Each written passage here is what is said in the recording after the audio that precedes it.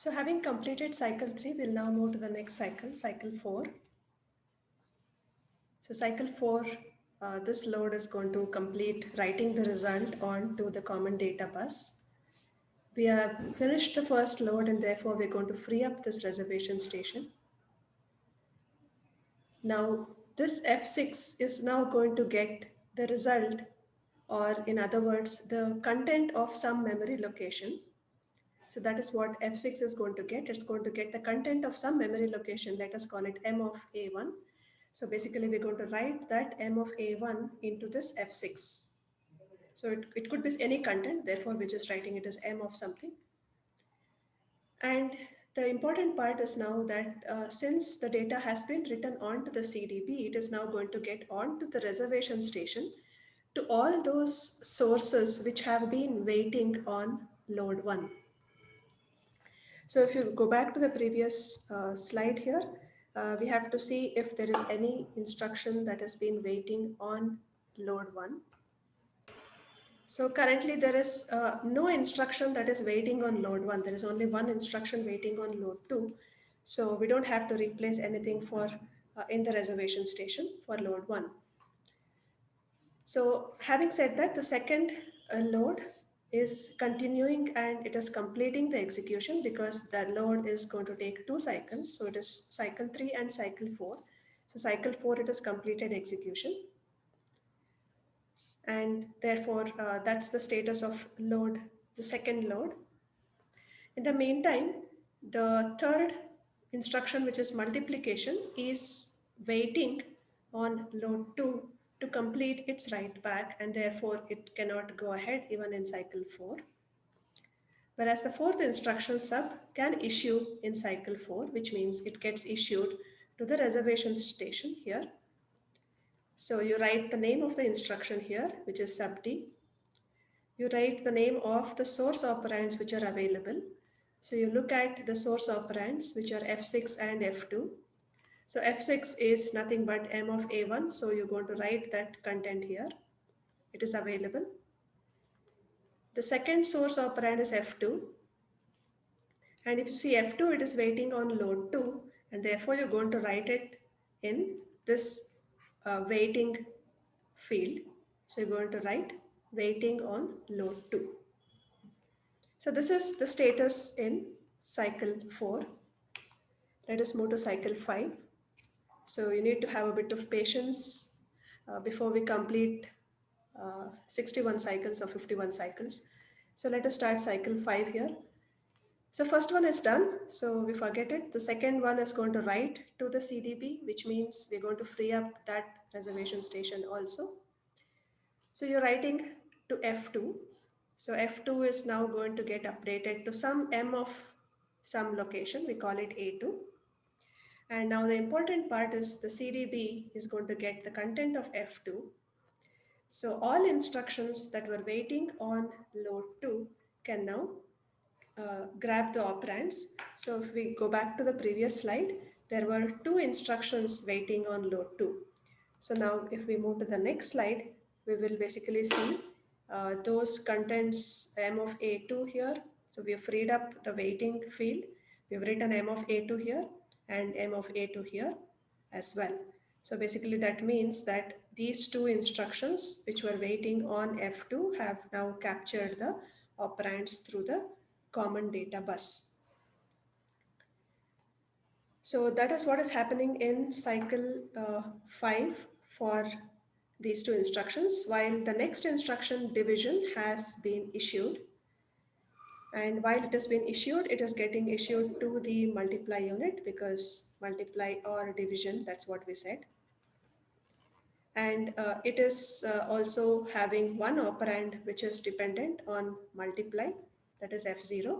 So you will write the multiply mult1 as the reservation station on which it is waiting. So similarly, you rename the operands here. And M of A1 is available.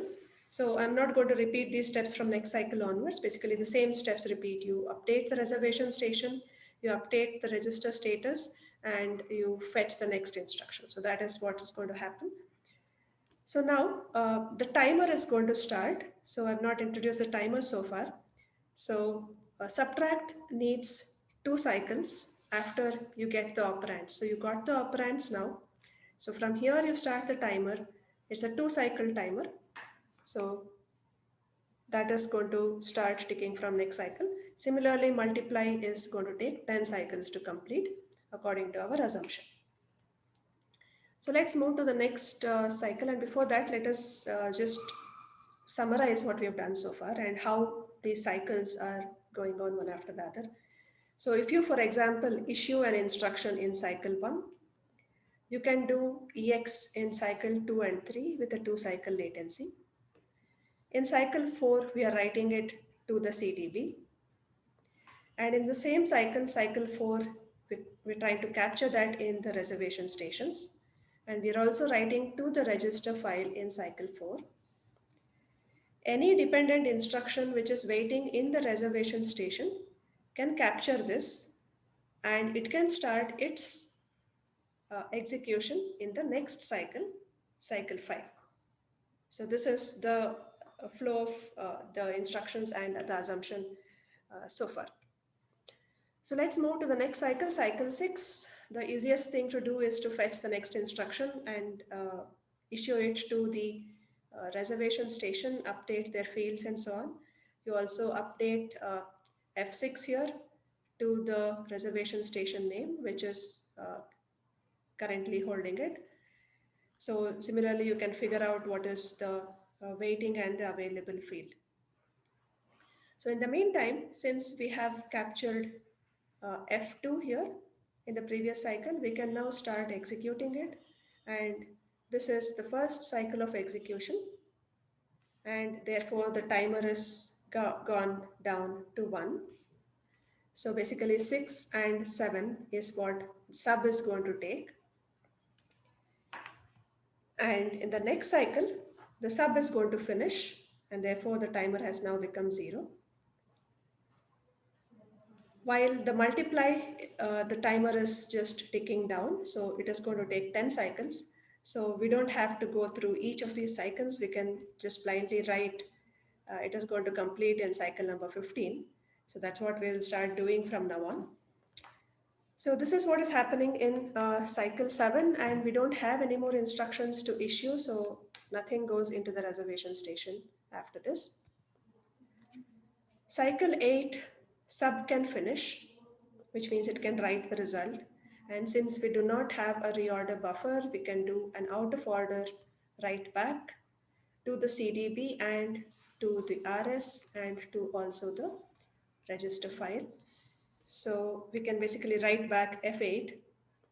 It's the result of some sub instruction. I'm just calling it M minus M because both F6 and F8 were contents of some memory location. So now, having done the write back, we are going to capture that in the in the CDB and in the reservation stations, and we're going to continue from there as usual.